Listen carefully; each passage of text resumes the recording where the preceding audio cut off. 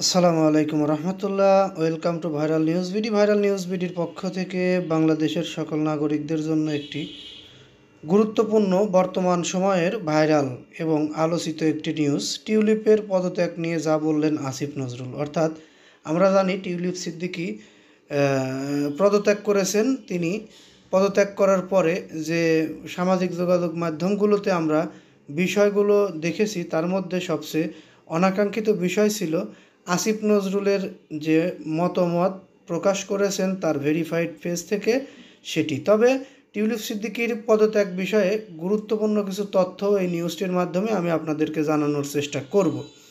আশা করি আপনারা এই টিউলিপ সিদ্দিকীকে চিনতে পেরেছেন। ইনি শেখ হাসিনার বড় বোন শেখ রেহানার মেয়ে টিউলিপ সিদ্দিকী। উনি বাংলাদেশের দুর্নীতি ও ব্রিটেনে বিনামূল্যে ফ্ল্যাট গ্রহণের অভিযোগে গেল কিছুদিন তীব্র সমালোচনার পর মঙ্গলবার পদত্যাগ করেছেন লেবার পার্টির গুরুত্বপূর্ণ এমপি, ট্রেজারি ও নগর বিষয়ক মন্ত্রী টিউলিপ সিদ্দিক।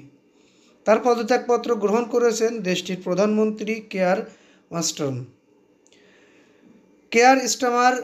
পদত্যাগপত্র গ্রহণ করার পরে টিউলিপের পদত্যাগের ঘোষণার পর ফেসবুকে পোস্ট দিয়ে বাংলাদেশের আইন বিষয়ক উপদেষ্টা আসিফ নজরুল জানিয়েছেন, বাংলাদেশে ক্ষমতাচ্যুত প্রধানমন্ত্রী শেখ হাসিনার বোন শেখ রেহানার মেয়ে টিউলিপ দীর্ঘদিন ধরেই ব্রিটেনের রাজনীতি করছিলেন।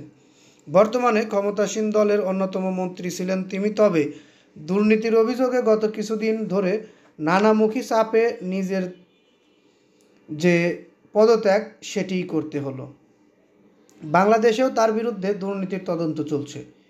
আর এই অবস্থায় টিউলিপের পদত্যাগ করায় ফেসবুকে পোস্ট দিয়েছেন নিজের উচ্ছ্বাস ও ভালোবাসা এবং জাগ্রত যে বিষয়টি কাজ করে সেই বিষয়টির থেকেই অন্তর্বর্তী সরকারের আইন উপদেষ্টা নিজের ভেরিফাইড ফেসবুক পেজ থেকে টিউলিপের পদত্যাগের বিষয়ে নিউজের পোস্ট শেয়ার করে তার ক্যাপশনে আসিফ নজরুল লিখেছেন, ইনশাল্লাহ আরও অনেক কিছু হবে।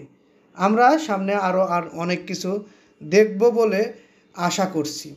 এরকম একটি উচ্ছ্বাসনা নিয়েই তিনি এই পোস্টটি করেছেন। আসলে টিউলিপ সিদ্দিকী ব্রিটেনের একজন ভালো মানের রাজনীতিবিদ ছিলেন।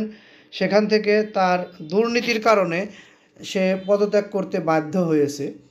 এখানে বাংলাদেশেও তার খালা এবং তার মা পালিয়ে চলে গিয়েছেন বাংলাদেশে দুর্নীতি করে। এই বিষয়গুলো নিয়ে আসলে একটি পরিবার যদি সবাই দুর্নীতিবাজ হয় সেই বিষয়গুলো আসলে এরকমভাবে টল করাটা স্বাভাবিক। আসলে আমরা নিউজ কন্টেন্ট ক্রিয়েট করি, আমাদের এখানে এত কিছু দেখার বিষয় না। আমরা যেটি হুবহু দেখেছিলাম সেটি আমি আপনাদের মাধ্যমে তুলে ধরার চেষ্টা করলাম।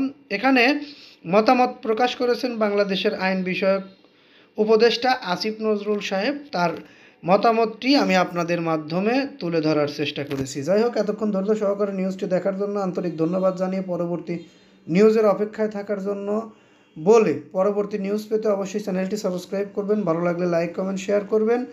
মতামত থাকলে কমেন্ট বক্সে জানিয়ে যাবেন। এই বলে এখান থেকে বিদায় নিই। আসসালামু আলাইকুম।